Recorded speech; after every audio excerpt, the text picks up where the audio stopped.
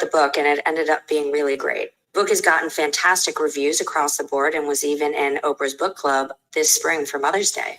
We've been profiled in Daily Mail, Business Insider, and dozens of other media publications and podcasts, and even the news. Now we are bringing the mother-daughter group to life. We created a workbook that is a companion guide to the book that delves deeper into all of the important topics that are in the book. Coming soon, we are creating a bi-monthly group where we will be leading you through the book on your journey. Self-discovery, personality and communication style, biggest areas of conflict, triggers and trauma, conflict resolution, and forgiveness, healing, and how to reconnect with purpose or not reconnect at all. Stay tuned for lots of information on this group, how we're going to put it together, when it's happening, and of course, special offers. Well, we wrote. All right. So, without further ado, let me introduce to you the lovely, beautiful, talented, amazing Leslie and Lindsey Glass. Hi there. Hi. So good to be here. Thank you for being here. I really appreciate you doing this little podcast of mine. I love what you stand for. I also stand for healing and forgiveness and love. And I just love the book. Your stories are incredible. Like, I was blown away. I was listening to it at home and while I was driving, and wow, it was hard to concentrate while I was driving. I was like, what'd she say? What did she just say? What was that again? Excuse me. You know, they're honking like, hey, move. But anyway, it was amazing to read. I loved it. And we're here to talk about you all's relationship, which, of course, you know, it's kind of like a universal thing, the mother-daughter relationship, where you have so much love, yet it can be so difficult to get along. I know personally I've been through that, but the love that we have for our mother is just something that we don't experience with anyone else. It's such an incredible bond. And I had the same type of relationship that you guys have, where it was like I was very close to my mom. And so whenever we fought, it was really hard. So I can't wait to hear your story. I can't wait for our listeners to hear about your story. But before we start, let me ask you, what inspired you guys to write this book together, and how did the writing process affect your own relationship? Well, what inspired us to write the book was we have this recovery website and company. So we've been writing about this stuff for over a decade. And I also sponsor women, and we really saw an epidemic of children not speaking to their parents. And when we did a little bit of research, the numbers matched what we had heard, which was a good percentage of children are not in contact with a parent. And we really felt that our journey had been successful. And because we love to write about self-help, we really felt that we had something to share with this book. Do you want to add anything to that? Well, I just want to say that we had such a difficult journey and breaking up for 4 years. Yes. It's like, can you imagine relationship experts who couldn't manage their own relationship? So Lindsey and I were authors together, and we had a business together, but we couldn't get along. We were fighting all the time. And what I'll add is the writing process was great. We actually know how to write together. So that wasn't an area in which we had a lot of issues. We've both been very professional with each other for a long time in the writing arena. But the inspiration came from the fact that after thinking we would never get back together again, we did get back together again. And because we're authors, and because our mission is to really help other families, we wanted to write about our experience so that we could have other mothers and daughters know that they're not alone. Absolutely. And it feels sometimes like we're not alone. I wish I would have read your book, back 20 years ago or 30 years ago. Of course you didn't write it yet, but I wish you would have written it like way back, because it is such a hard thing to understand why there's this love. And I wouldn't say hate relationship. It's a love and annoyed annoying relationship. I don't know how to put it how would you describe a mother-daughter relationship? Like the independence and codependence, the desire of the daughter so desperately to have her own life, have her own choices, have her own voice, and her mother wanting to keep your daughters protected, keep them safe, keeping them looking good, not making mistakes. It's like the daughter doesn't feel the wisdom of her mother. She just feels that her mother's being controlling. So it's that balance between independence, codependence. and also I remember with my mom, it would be like, if I had a boyfriend, she would be like, I don't like him, Graciela. There's something about that guy I don't like. I know you think he's funny, but funny doesn't cut it. Okay. He got muscles, he's funny, and I would be like, oh mom, he's totally cool. He's so nice. And 6 months later, he turned out to be the awful guy that my mom predicted. And that would drive me crazy because she was always right about the people that surrounded me. She always got their vibes because I think mothers are so into, like you said, protecting their daughters that they feel the vibes even more strongly than anybody else that's around us. Is that true, Leslie? I definitely think there's truth to it. I think there's another thing going on that's sort of very contemporary. I mean, it's always been going on, but change is happening so fast. I also experienced it as, a mom wanting you to look the way she looks, and really the way you present in society is a reflection on mom. So if you're not well behaved, if you look like a street rat, which is what I was called for many years. It's like, well, what's her mom teaching her? What's going on in that house? And I think, that's very healthy and normal. I think where it can go a little bit wrong is in today's world, things have gotten so modern with sexuality, with what you want to do with your life, with religion or not religion. These have always been questions of mom wanting to approve of what you're doing with your life. But now it's gotten very, very different. So mom may have been raised, with some religion or in a conservative environment, and she's suddenly faced, and we know many cultures are very religious. Yes. So suddenly you've got this child and she's dealing with things you honestly don't understand or don't believe. And that can create conflict. 100%. That was actually my next question, because one theme in your book is the generational differences, right, between mothers and daughters. So how do you suggest families bridge the gap in understanding between these different perspectives? Well, I think the first thing that's very important is for daughters to be able to understand where their mothers come from. And we actually have a really section in the book about it, that you really do some self-discovery to say where your mother comes from and why she holds the opinions and feelings that she does. So if a daughter is a little bit more compassionate about her mother and where her mother comes from, that can be very helpful. Absolutely. But it's hard when you're younger to understand that and put yourself in your mom's shoes. As we get older, I think as I got older, personally, I felt like I could understand where my mom was coming from and the struggles that she had, where before I was a little bit more unforgiving and I was like, Mom, nah, nah, nah, nah. And then it was like, oh, I get it. Listen, beyond that, it wasn't until we were actually writing the book that I considered what it was like to be the mother of an alcoholic. Wow. So for a lot of my childhood, I was very angry that there was drinking in our home. And then suddenly I'm writing the scenes of when we were taking me to rehab, and I'm confronted with what it must have been like, felt like. So, and again, in that self-discovery Leslie was talking about, you begin to understand, wow, my mom was a mom in the 70s.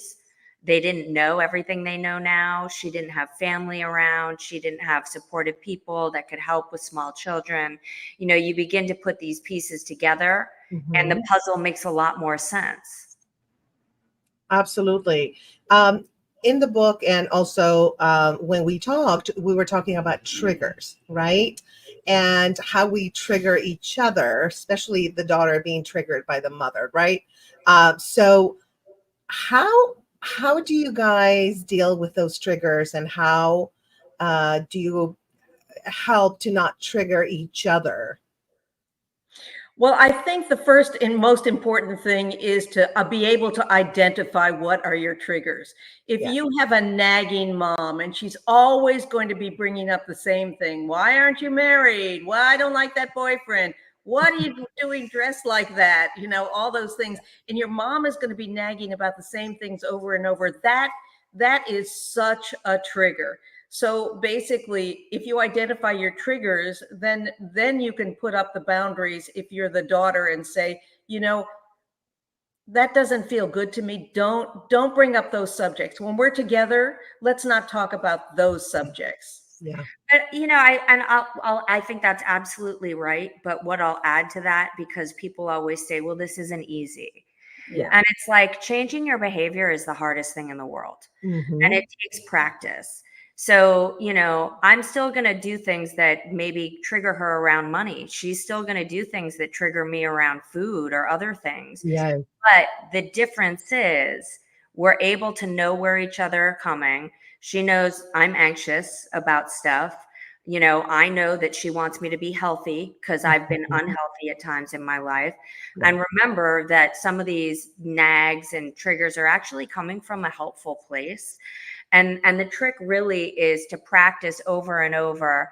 Hey, I know you're coming from a good place, but I've got this covered. I'm an adult, you know, and sometimes we really have to look at each other and say, you know, I've got this handled, and you know, you may be right about some things, but on this one, we're gonna kind of agree to disagree or agree to let it go.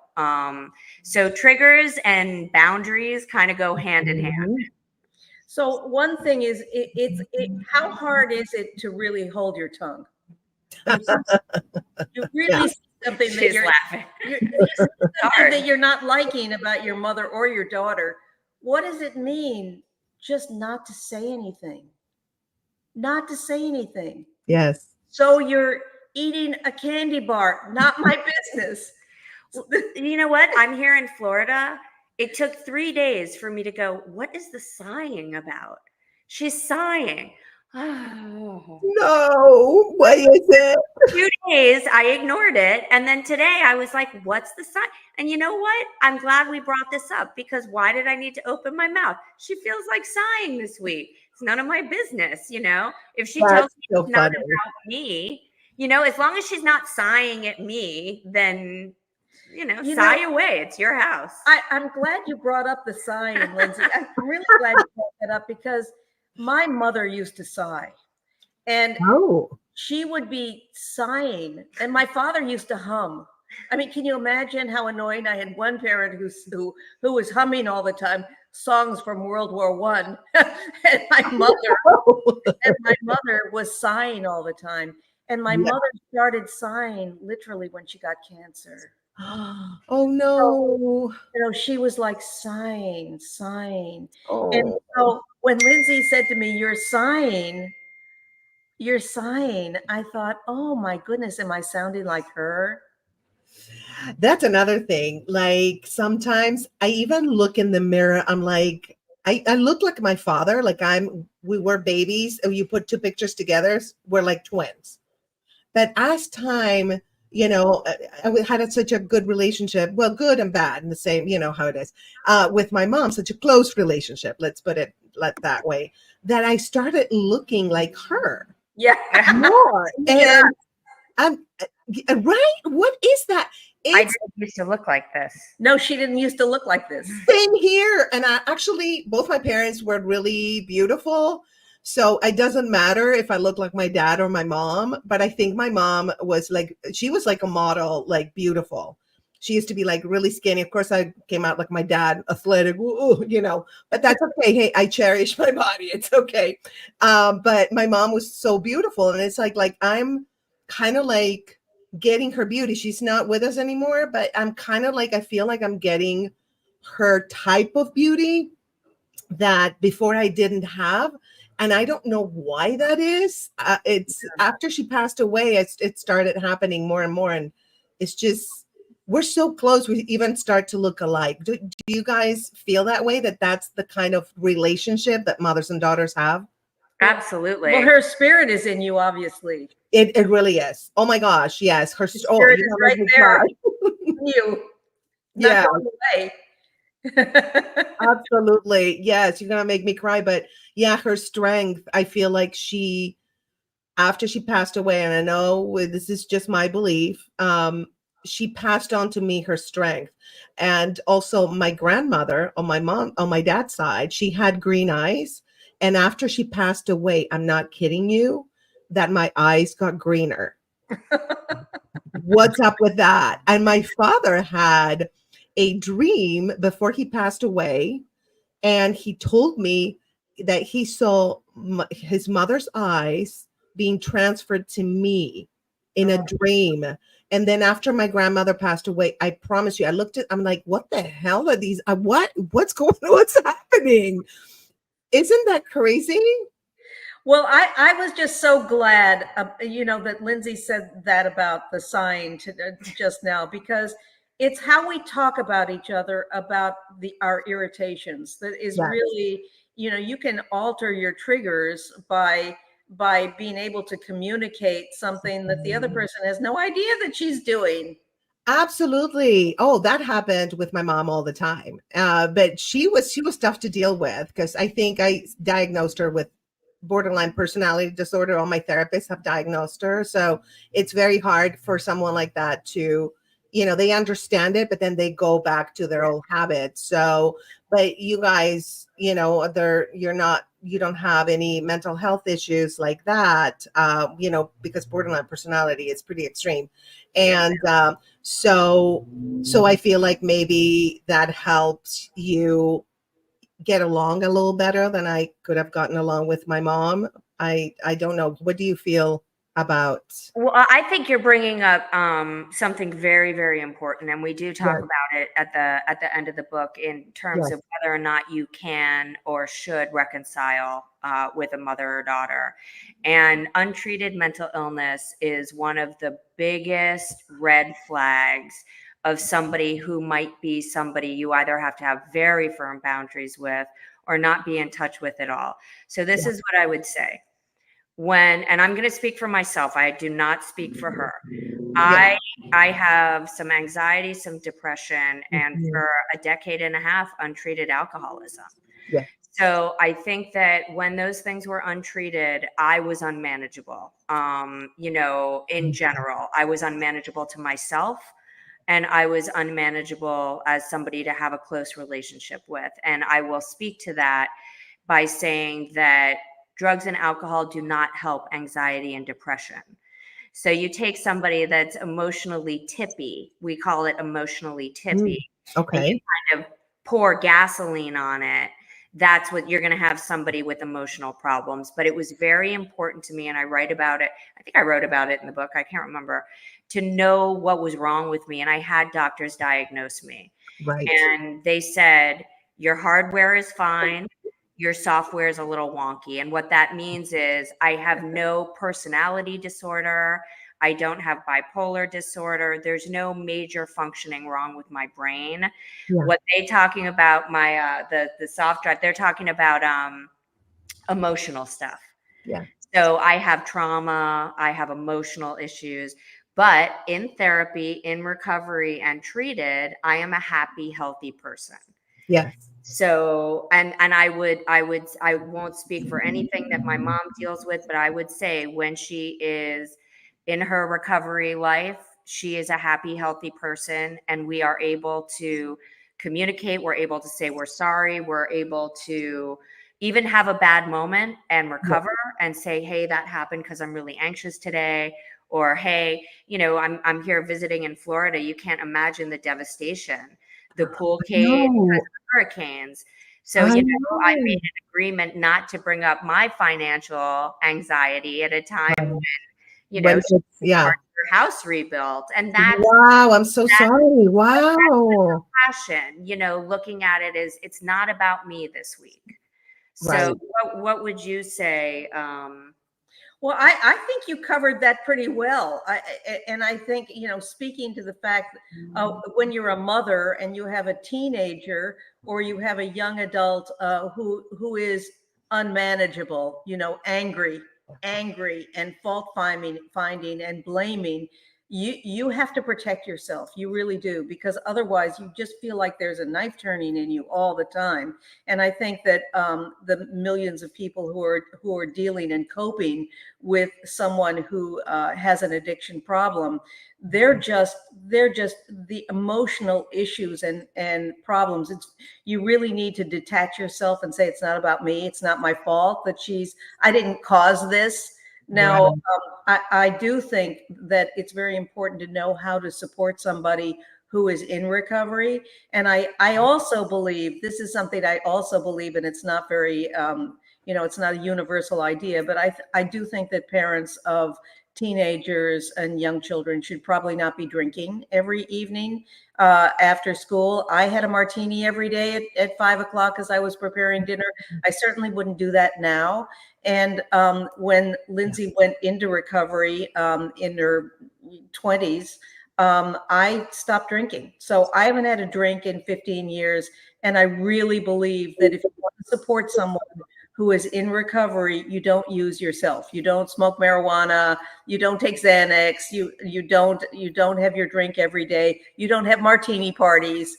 And around the dining room table, if you're having sober, non-alcoholic drinks, you can have fun with that.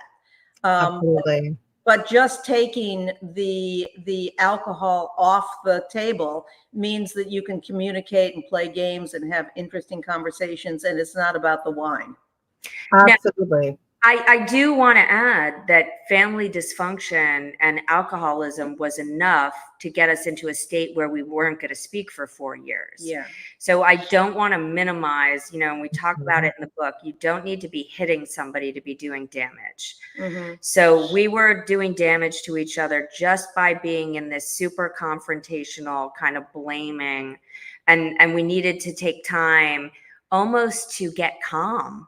Like everybody's talking about their nervous systems, right? Oh, we got to calm those nervous systems. And we both needed to learn how to live for years ongoing with a calm nervous system. Absolutely. So, yeah, I think the mental illness and the addiction thing is really big. And that's something to look at.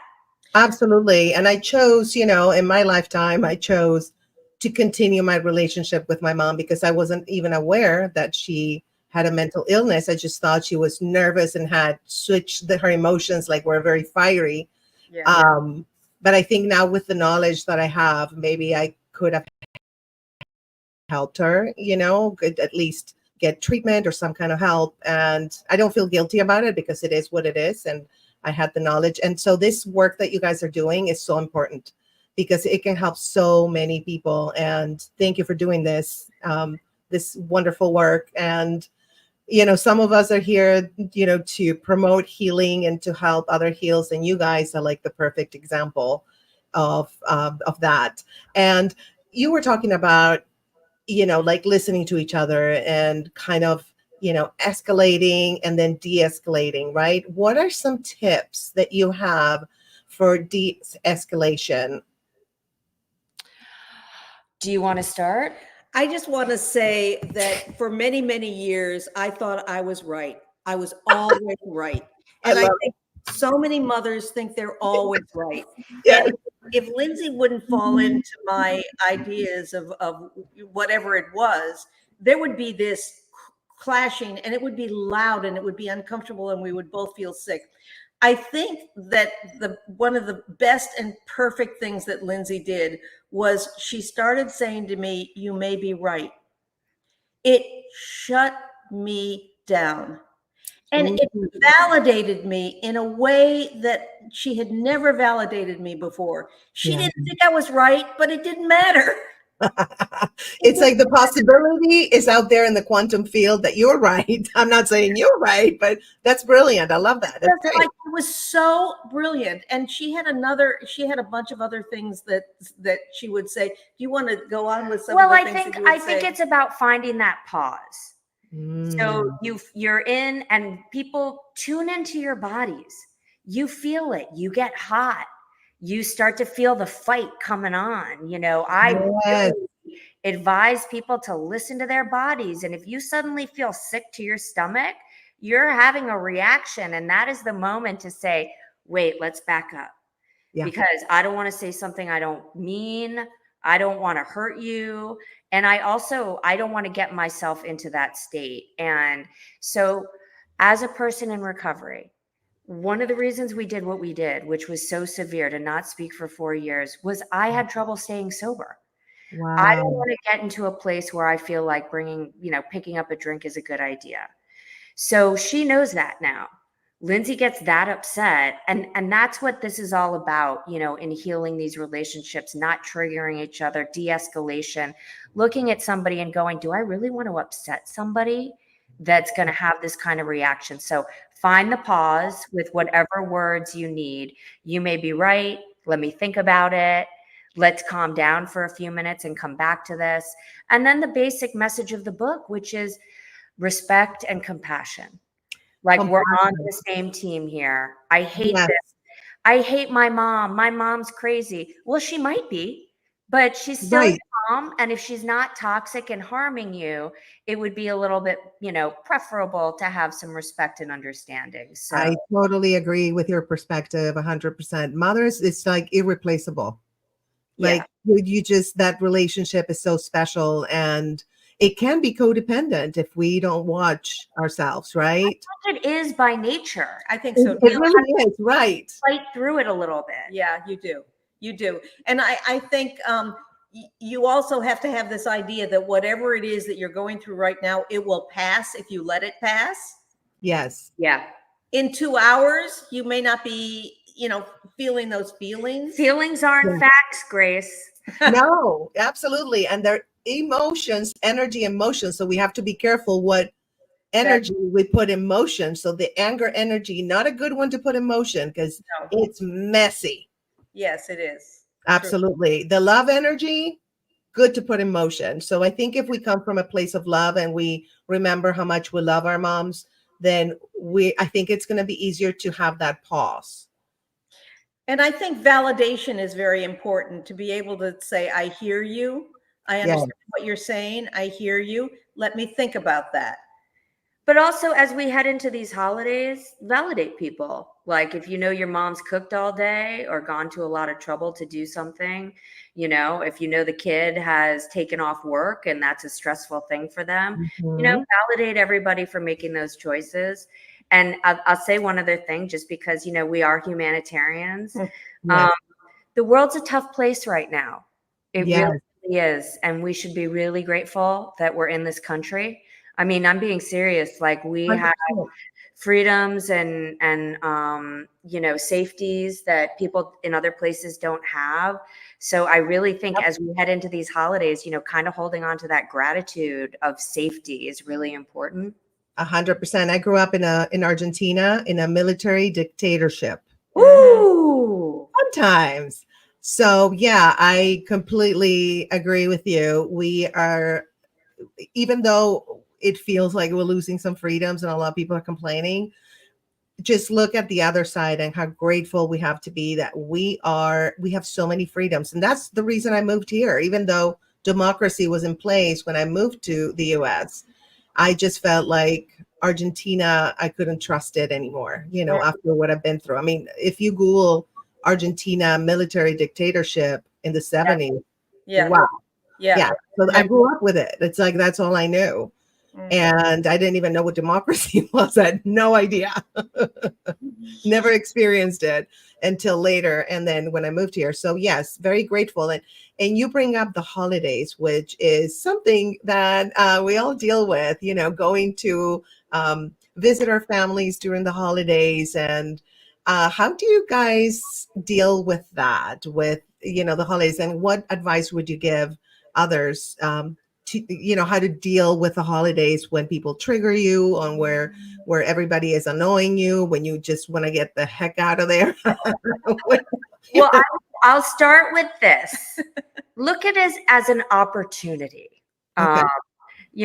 Instead of, first of all, you were talking about perspective, and everything is about perspective, right?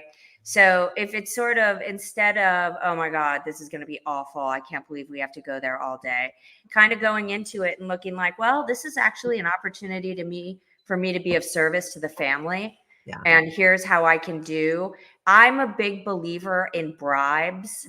So, and I'm not even kidding. No, I hear you. Come with treats.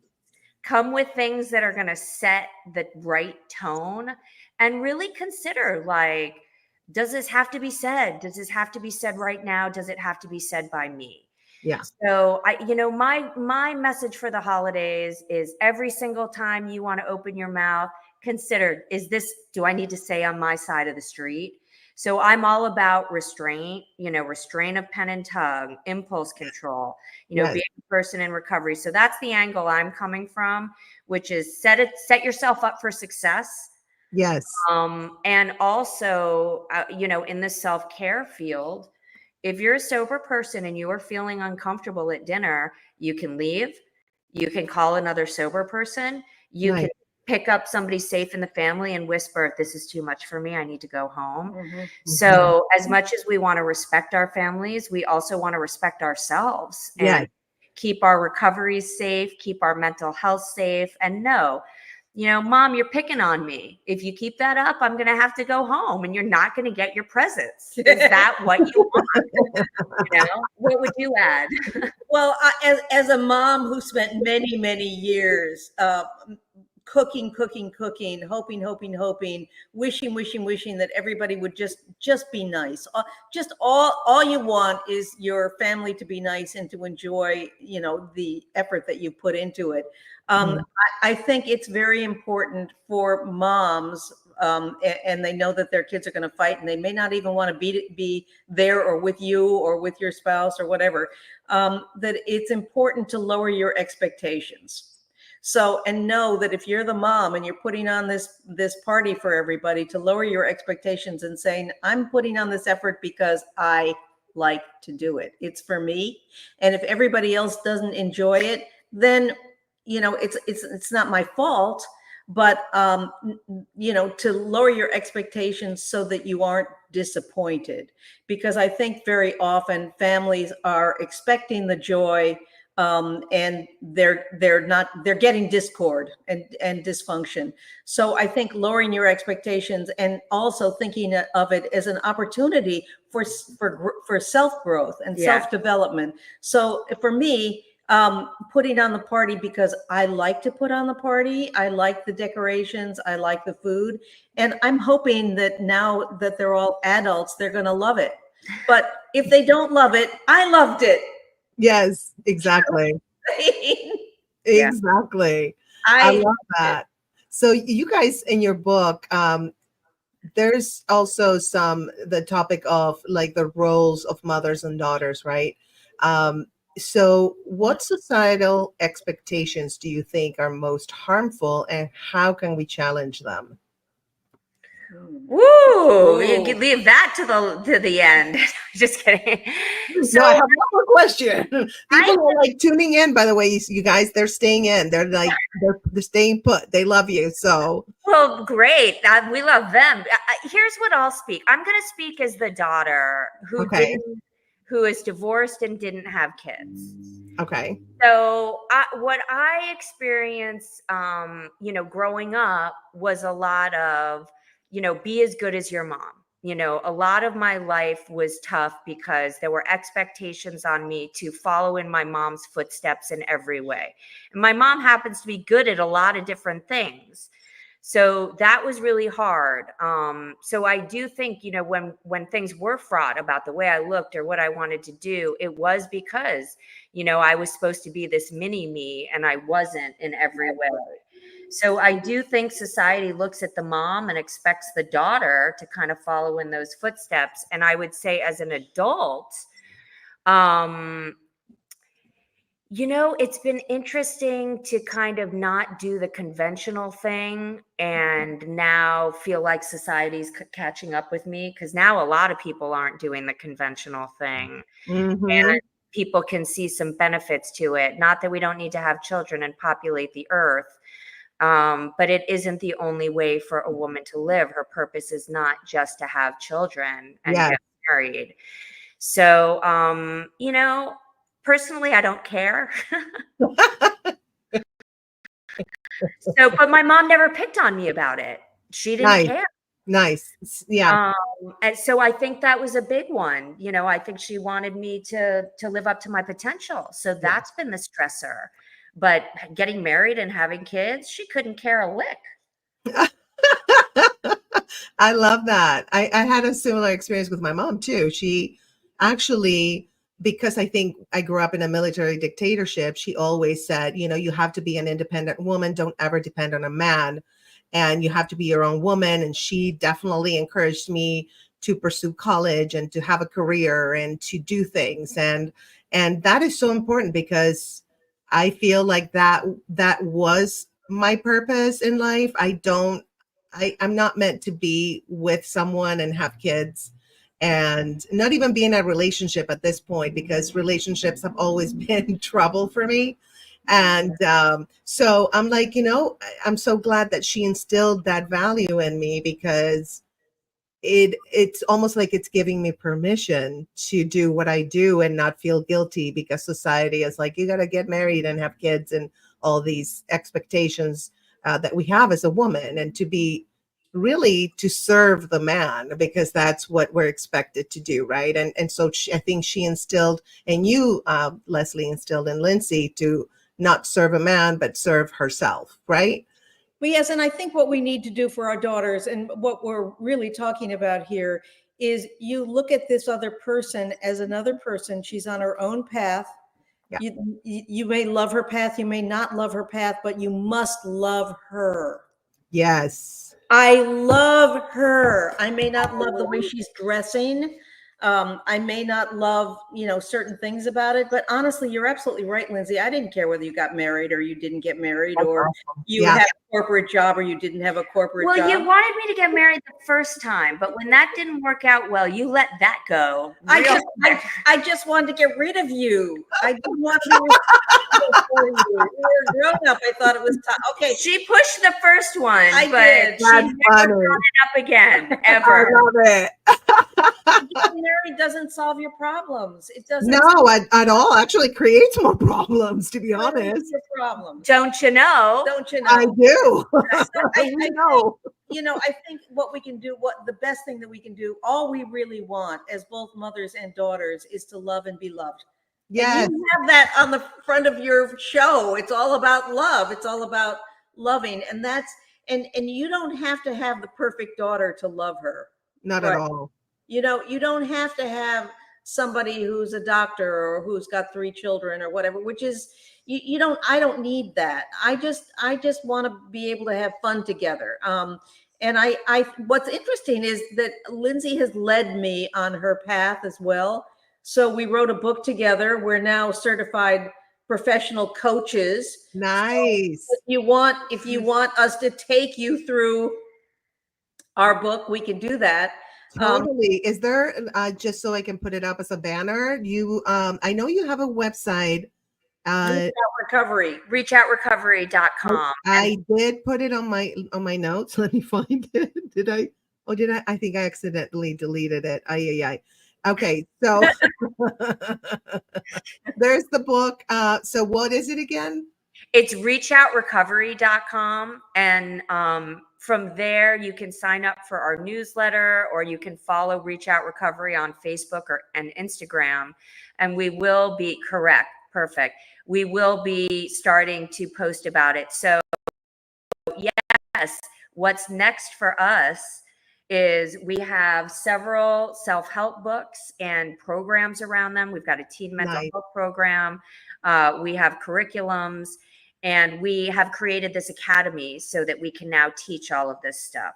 So we are creating a mother-daughter relationship makeover group, and we will be doing vision statements with mothers and daughters, and we will be taking people through the book starting in the new year.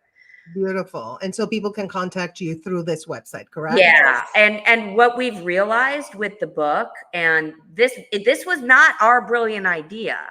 Actually, a therapist came to us and said they were using it for a therapeutic book club. And then we used it in our coaching program to do mother-daughter vision statements. And it turns out that's a thing. Doing all of this stuff is a thing. So we're now going to allow it. I mean, do it. Absolutely. So, in closing, what advice would you give mothers and daughters who don't get along right now at this very moment? I think the most important thing is to have hope, because whatever is happening right now, it may not be happening next year. You may develop new perspective. We can help you with that. Lindsey and I can help you with that. But I think it's very important not to have that attitude.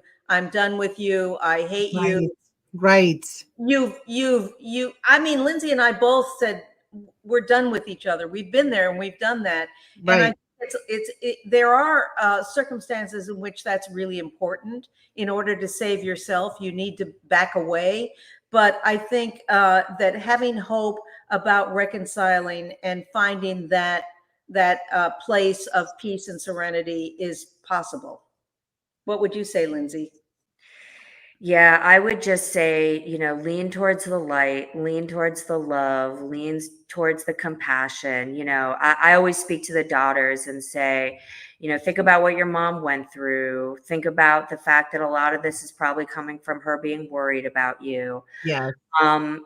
We are doing this Empowered Women series. And, I believe mothers and daughters need to be empowered in who they are. They're allowed to be who you are and still be nice to your mom. Daughters, have a little compassion for mom. It's their first time doing it, but also know that if mom is toxic or causing real damage, you have the right to go out and protect yourself, heal, and create a life that works for you with boundaries for her. 100% agree. I love it. So guys, get their book. It's just so good. It's available also on Audible, which is great. I love Audible. I'm all into Audible right now. It's just wonderful. And also you can reach out to Leslie and Lindsey at reachoutrecovery.com. Well, thank you so much, you guys, for being here. I would love to have you back. And because there's so much we can talk about. Your book is so amazing. There's so many topics we can talk about. And also I would love to have you, Leslie, on my Sober Strength podcast that, yes, we are premiering on Friday for everybody. If you guys want to watch, yes, with my girl Pebbles. She's the sober one. I'm the normie. So we're going to have like little discussion, Yeah. So we thought that would be fun to have like two different points of view. Yes. So Sober Strength podcast, we're going to do it by ourselves on the 25th, the Friday. It's this Friday. And it's going to be at 7 p.m. You guys, if you want to tune in, please do. It's available on Facebook, LinkedIn, YouTube, Twitch, X, Instagram, and Rumble. So yes, so I stream everywhere. I'm a streaming prostitute. But anyway, so thank you so much, you guys, for being here, and thank you for the work that you do. Thank you. Grace. We love it. It's amazing. So I will see you soon. Have a great rest of your day. Thank you. You too. Thank you. Bye. So you guys, thank you for tuning in. I'm going to stay a little longer with you guys. If you have any comments or questions, if you want to let me know about your relationship with your mom and how that went or how that is going, I would love to hear from you. In the meantime, I can talk about stories with my mom. My mom was so funny. She didn't mean to be funny. She was just funny, like things she said that I'll never forget. Okay, for example, like one time I didn't want to do what she wanted me to do. So she goes like, Graciela, what is the purpose of giving birth to you if you're not going to be of service to me? I was like, what did you just say? Did you just birth me so I could be like your go-to when you need something. Oh my God, that was so funny. But I saw, even if she said outrageous things, I thought that was so funny. First, I would be like, what did you just say to me? And then I would be like, oh my God, this is comedy gold. And I think that's, my mom truly is one of the reasons I'm a comedian, because the things she said and did just made me realize how ridiculous life can be at times. And oh my God, there's so many things that my mom did that's so crazy. Like the mixed signals, like, Graciela, I don't want to tell you, but your butt is really big right now. No, but I don't want to tell you. I don't want, it's like, you just told me, Mom. What is it? She would be, and I think that the BPD made her be like even funnier because she had no filter at all. She would just say whatever she was thinking. And I loved her for that, because I always knew what to expect and I knew where she was standing, even if I didn't agree with it. And that to me is a really important trait in people. Like, I want to know where I'm standing. I want to know how you truly feel, even if it's not a quote unquote positive feeling. It's okay, right? And speaking of positive, I have, let me put the link up here. On the State of Grace shop, you can see the ticker at the bottom. I have positive affirmations like this one, and they come in mugs. So this is like Muse in a mug. All right. It's dream big, create your own story. And then I have another one, which is one of my favorite ones. Let your light shine. So these are all like really cool mugs, and it's under positive affirmations. I have like literally like 200 and something products on my shop. So I'm going to show you a screenshot of the shop. You can get anything there. You can get t-shirts. You can get like all these things. The positive affirmation mugs, they're only mugs, Muse in a mug. But then other things like Grace Rules or Buddha with Booty series. Yes, I'm a self-proclaimed Buddha with booty. There are like some really fun t-shirts, desk mats, and mugs. And I also have, by the way, if you want to see some of my virtual like shows, my digital content, it is available there. And if you missed the fundraiser for France Plays, it's available now on my State of Grace shop, the State of Grace shop.com. And it is right here. Let me share it with you. Okay. So here it is. As you can see, I have like some Buddha with booty, like inner peace is priceless, but my booty is going to break the internet. Let me see. There's, here, this is one of my favorites. Being an a-hole is a choice. Choose another hole. Release them with love and then put them on your shit list. So, and I have, and also you have a donation button. If you want to donate, I donate 50% of the donations go to a cancer organization. This month it's going to be France Plays. Probably for a while, I'm going to have France Plays on the list. I love her. And you also can see the Tias, the award-winning short film. It's super fun and funny. You can see the series Belle in Love. You have the episodes here, then the episodes for the Tias season 1, Golfing with Jose, where a puppet is hitting on me and sending me like subliminal sexual messages while he's teaching me to play golf. That's Jose. He's a cutie. And then you have all my books, Get This Off My Chest, Love, Laughter, and Lessons, A Fun Guide to Dating. And they're all $5.99. They're on PDF. And you can download and read it on your phone or your laptop whenever, you can have it on your phone and just read it. You can download the PDF. Healing from Within, that's the last book, the latest book that I wrote. Breaking Free, A Journey of Healing from Narcissistic Abuse. This one is a free booklet. Embrace the Journey. Love at First X, and The Double Life of Grace Fraga. These are $9 because those are a little longer. And then here's the cancer fundraiser. We had sketch comedy and we had stand-up comedy. It was super, super fun. And if you need relationship coaching, here is like half off. And here's the 30% off package. So 5 sessions, 30% off, 10 for half off. I'm a certified relationship coach from the International Association of Professional Relationship Coaches. and the IAP, that's how we call it. And then here you have like tons of merch. And at the end, in the end, if you go like all the way back, you're gonna have, I think I have more, oh, here it is. Positive affirmations, like on page 2. See, like mug full of happiness. This is my cup of care. They're all like mused in a mug. Like love, you got this. Let your light shine that you saw. Cup of sunshine. Never give up. Sunny vibes only. Enjoy every moment. Hug in a mug. When you feel down, there you have your hug in a mug. This one I showed you guys. Love what you do. Positive vibes only. Yes, please. Self-love is your superpower, you guys. It always seems impossible until it's done. So true. And love yourself more. So those are the positive affirmations. So I have so many, like literally over 200 like products that are fun.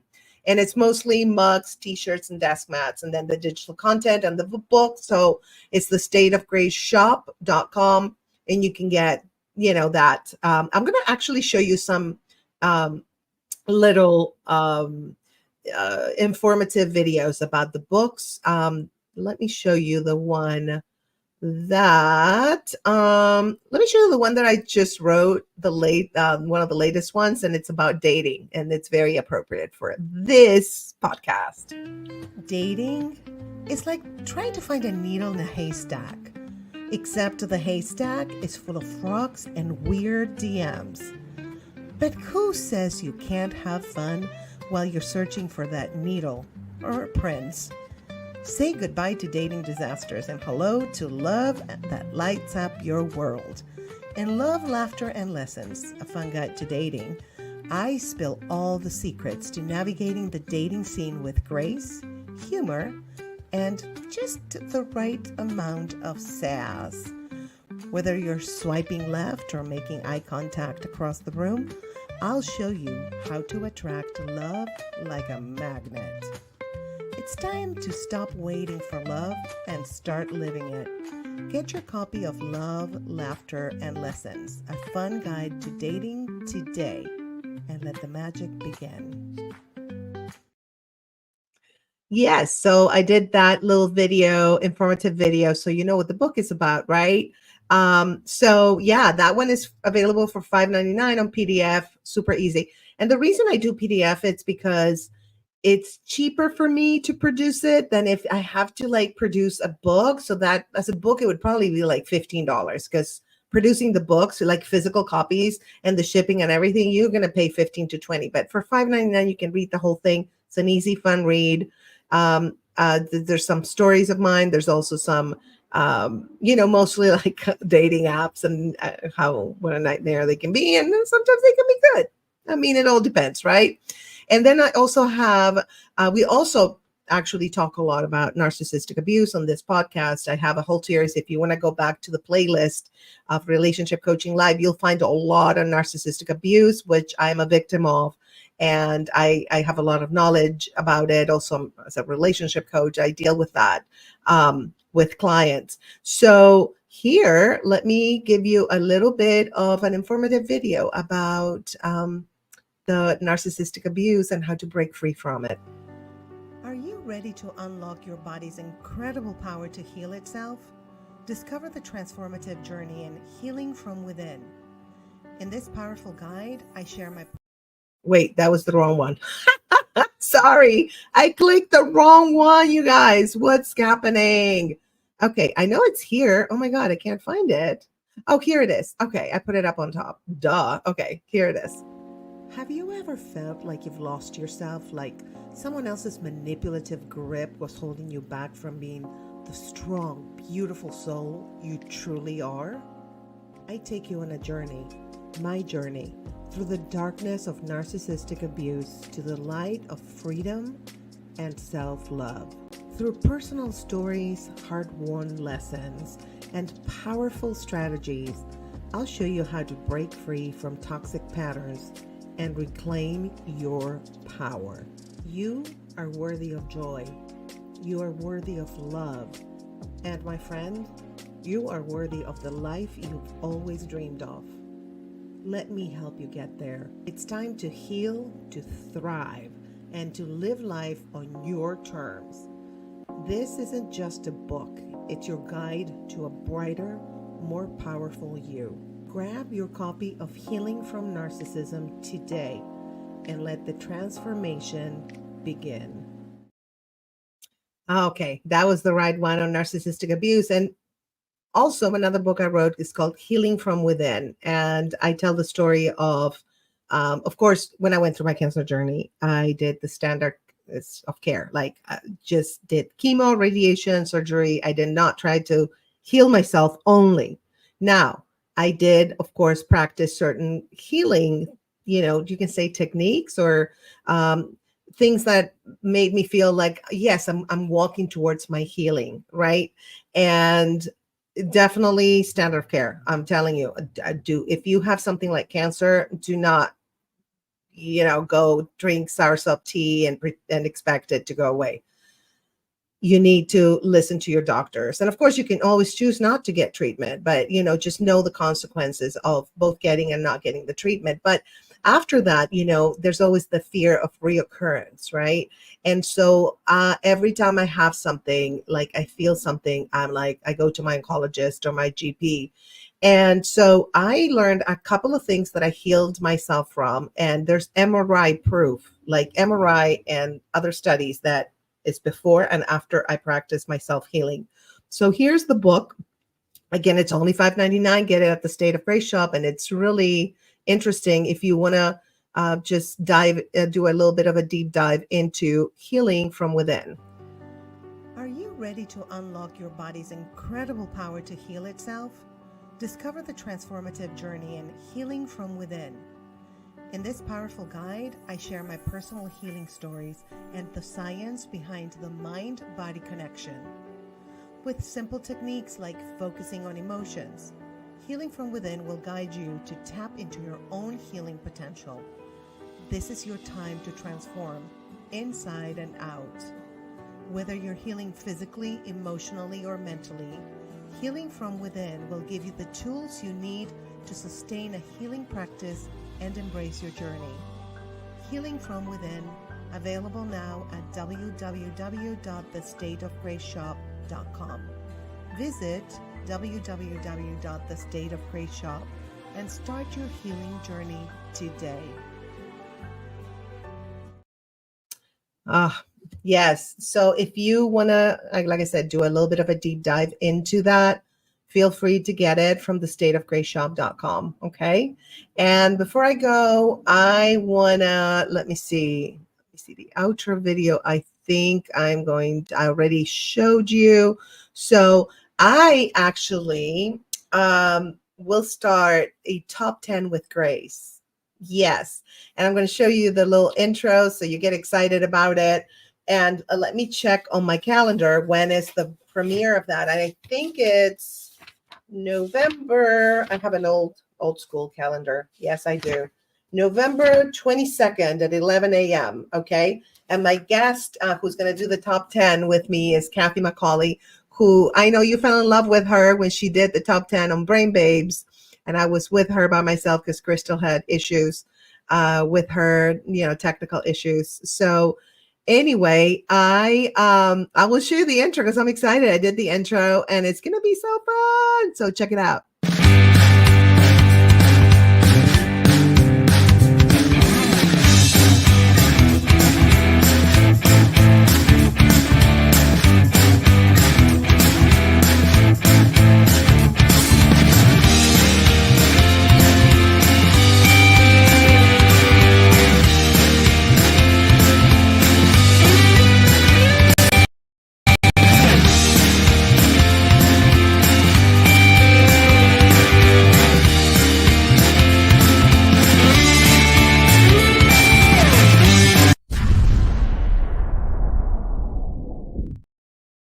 Awesome. So yes, I can't wait for that. It's going to be 11/22. And by the way, if you want to know which lives are coming up, all you have to do is go to my YouTube, which is The State of Grace Fraga. Make sure you like, the videos, comment, and subscribe. More than anything, just subscribe to it, and help me grow that channel so I can keep helping people and grow the channel. The more people we reach, the better, right? With the message. So it's youtube.com/@the-state-of-Grace-Fraga, and you can just see all the things that are coming up.